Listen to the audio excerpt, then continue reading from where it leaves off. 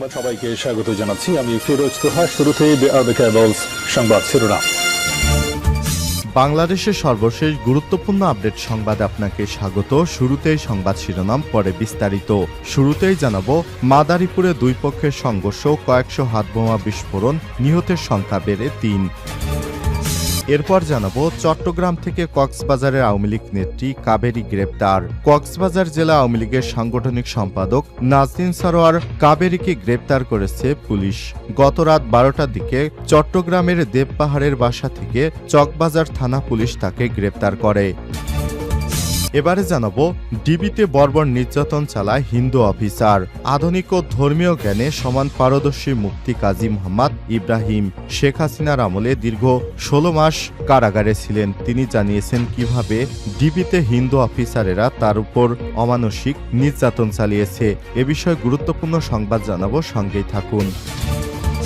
এদিকে একদিনে 68 হত্যায় কেঁদেছিল সাভার আশুলিয়াবাসী। 24শে ছাত্র অভ্যুত্থানের চূড়ান্ত দিন গত 5ই আগস্ট ছিল সাভার আশুলিয়াবাসীর জন্য এক বিভীষিকাময় দিন। এদিন সাভার আশুলিয়ায় ফ্যাসিস্ট সরকারের পুলিশ এবং দলীয় সন্ত্রাসীরা তারা গুলি করে 68 জনকে হত্যা করেছে।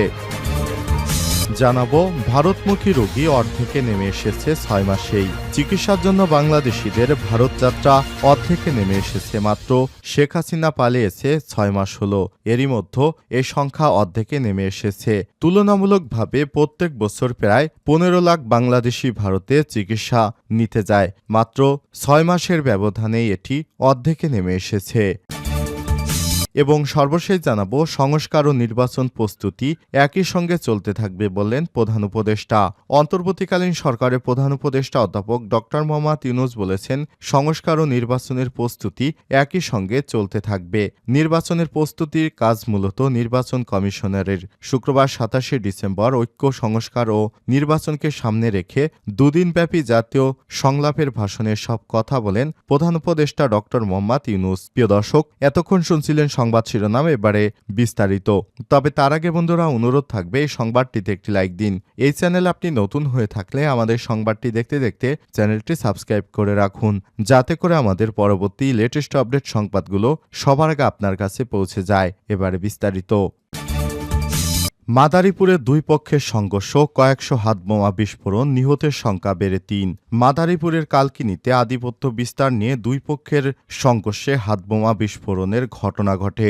এতে বাঁশগাড়ী ইউনিয়নের সদস্য আক্তার শিকদার এবং তার ছেলেসহ 3 জনকে কুপিয়ে হত্যা করা হয়েছে। শুক্রবার 27শে ডিসেম্বর কালকিনি উপজেলার বাঁশগাড়ী ইউনিয়নে এই সংঘর্ষের ঘটনা ঘটে। পুলিশ জানায়, বাঁশগাড়ী এলাকা 8 নম্বর ওয়ার্ডের ইউপি সদস্য আক্তার শিকদারের সঙ্গে প্রতিপক্ষের দ্বন্দ্ব চলছিল। এর জেরে শুক্রবার সংঘর্ষে জড়ায় দুই পক্ষের সময় বিস্ফোরণের ঘটনা ঘটে। কয়েকশো হাতবোমা বিস্ফোরণের ঘটনা ঘটানো হয়। এছাড়াও এই ঘটনায় ইউপি সদস্য আক্তার শিকদার এবং তার ছেলে মারুফ শিকদারকে কুপিয়ে হত্যা করেছে তার প্রতিপক্ষের লোকজনেরা। পরে সেনাবাহিনী পুলিশ ঘটনাস্থলে গিয়ে পরিস্থিতি নিয়ন্ত্রণে আনেন। আহতদের উদ্ধার করে হাসপাতালে নেওয়ার পর আরও একজন মারা গেছে। এই ঘটনায় আইনশৃঙ্খলা বাহিনীর অতিরিক্ত সদস্য মোতায়েন করা হয়েছে। মাদারীপুরের এলাকায় থমথমে পরিস্থিতি বিরাজ করছে। যে কোনো সময় আবারও বোমা হামলা হওয়ার সম্ভাবনা রয়েছে। চট্টগ্রাম থেকে কক্সবাজারে আওয়ামী লীগ নেত্রী কাবেরী গ্রেপ্তার। কক্সবাজার জেলা আওয়ামী লীগের সাংগঠনিক সম্পাদক নাজনীন সারোয়ার কাবেরীকে গ্রেপ্তার করা হয়েছে। বৃহস্পতিবার 26শে ডিসেম্বর রাত 12টার দিকে চট্টগ্রামের দেবপাহাড়ের বাসা থেকে চকবাজার থানা পুলিশ তাকে গ্রেপ্তার করে। স্থানীয় সূত্র থেকে জানা যায়, রাত 10টার দিকে পুলিশের সঙ্গে স্থানীয় বিএনপি, জামাত ও বৈষম্য বিরোধী ছাত্র আন্দোলনের কয়েকজন নেতাকর্মী কাবেরীর বাসার সামনে অবস্থান নেয়। পরে পুলিশ এগিয়ে ওই বাসা থেকে কাবেরীকে গ্রেপ্তার করে। নগর পুলিশের উপকমিশনার দক্ষিণ শাকিলা সুলতানা জানান, কক্সবাজার পুলিশের সঙ্গে কথা বলে কাবেরীকে গ্রেপ্তার করা হয়েছে। রাতেই তাকে কক্সবাজার পুলিশের কাছে হস্তান্তর করা হয়। প্রসঙ্গত, গ্রেপ্তারকৃত নাজনীন সারোয়ার কাবেরী কক্সবাজার 3 আসনের সাবেক সংসদ সদস্য ও জাতীয় সংসদের সাবেক হুইপ সাইমুম সারোয়ার কমলের বোন। তার বাবা ওসমান সারোয়ার আলম চৌধুরী সাবেক সংসদ সদস্য ছিলেন। ডিবিতে বর্বর নির্যাতন চালায় হিন্দু অফিসার। আধুনিক ও ধর্মীয় জ্ঞান সমান পারদর্শী মুফতি কাজী মোহাম্মদ ইব্রাহিম ওয়াজ মাহফিলের মঞ্চ থেকে শুরু করে সোশ্যাল মিডিয়া এবং গণমাধ্যমে ধর্মীয় আলোচনা করে ব্যাপক জনপ্রিয় হয়েছেন। তিনি গড়েছেন হাজারো মক্তবসহ আধুনিক শিক্ষা প্রতিষ্ঠান। আর এ কারণে আওয়ামী লীগ সরকারের টার্গেটে পড়েন বরেণ্য এই আলেম। তার মক্তব স্কুল বন্ধ করে দেয়া হয়, পাশাপাশি স্বাভাবিক কাজে নানাভাবে বাধাবিঘ্ন সৃষ্টির পাশাপাশি নিয়মিত গোয়েন্দা নজরদারিতে থাকতেন তিনি। গাড়িতে গুলি ও চাপাতি দিয়ে দুবার হত্যার চেষ্টার মুখোমুখি হন মুফতি ইব্রাহিমের পর ধর্মীয় তৎপরতা ঠেকাতে না পেরে এক পর্যায়ে রাতের আধারে বাসা থেকে বিনা অপরাধে তাকে আটক করা হয়। একে একে দেয়া হয় 4টি মামলা। ডিবিতে প্লাস ও চাকু দিয়ে হাত ও পায়ের আঙ্গুলে নির্মম নির্যাতন করা হয় হিন্দু অফিসার দিয়ে। শেখ হাসিনার আমলে কাজী ইব্রাহিমকে 5 দিন রিমান্ড সহ দীর্ঘ 16 মাস কারাগারে ফাঁসির সেলে রাখা হয়েছিল। ছাত্র জনতার অভ্যুত্থানে দেশ ছেড়ে পালানোয় শেখ হাসিনা সরকারের সময় এভাবেই জুলুম নির্যাতনের শিকার হন মুফতি ইব্রাহিম। নানাভাবে ক্ষতিগ্রস্ত হয়েছেন তার বিভিন্ন প্রতিষ্ঠান ও পরিবারের সদস্যরা। কারামুক্তির পরও স্বস্তিতে ছিলেন না তার জীবনযাত্রা। কিছুদিন আত্মগোপনে থাকার পর অনেকটা নীরবে দেশ থেকে বাধ্য হন পিস ইন্টারন্যাশনাল স্কুল ও আল জামিয়া ট্রাস্টের চেয়ারম্যান মুফতি ইব্রাহিম। জুলাই বিপ্লবের পর সম্প্রতি তিনি দেশে ফেরেন। বর্তমানে তিনি লালমাটিয়ায় এভারোস ইন্টারন্যাশনাল স্কুলের ডিরেক্টর হিসেবে দায়িত্ব পালন করছেন। আমার দেশের কাছে তিনি জেল জুলুমের সেই ভয়াবহ স্মৃতি তুলে ধরেছেন। মুফতি ইব্রাহিম বলেন, আওয়ামী ফ্যাসিস্ট রেজিমে দেশের আলেমরা বিভিন্নভাবে নির্যাতিত হয়েছে। তাদের রাজনৈতিক কোনো অধিকার ছিল না। কোনো আলেম রাজনীতি বা রাষ্ট্র বিষয়ক ভূমিকায় থাকলে শত শত মামলা দিয়ে তাকে দমিয়ে রাখা হয়েছে। কেউ কোনো সিপ্রিয় চাল আধ্যাত্মিক বৈঠকে বসলেও গোপন সংবাদের কথা বলে তাদের জঙ্গি সন্ত্রাসী বা নাশকতার কথা বলে আটক করে পুলিশ। সেই সময় মিডিয়া তথ্য সন্ত্রাসের মুখোমুখি হন আলেমরা। এমনকি মা বোনেরা কোথাও ধর্মীয় শিক্ষার জন্য বসলে তাদের ধরে নিয়ে থানা হাজতে নির্মম নির্যাতন করা হয়েছে। সেখানে আলেমদের স্ত্রী, কন্যা, আত্মীয় স্বজন আক্রান্ত হয়েছে। জঙ্গির বিষয়টি ছিল শতভাগ কিস্সা কাহিনী। এটা করে তারা ইসলামিক শক্তিকে উৎখাত, কলঙ্কিত ও অপমানিত করে জঙ্গি ট্যাগ দিয়ে স্তব্ধ করে দিতে চেয়েছিল।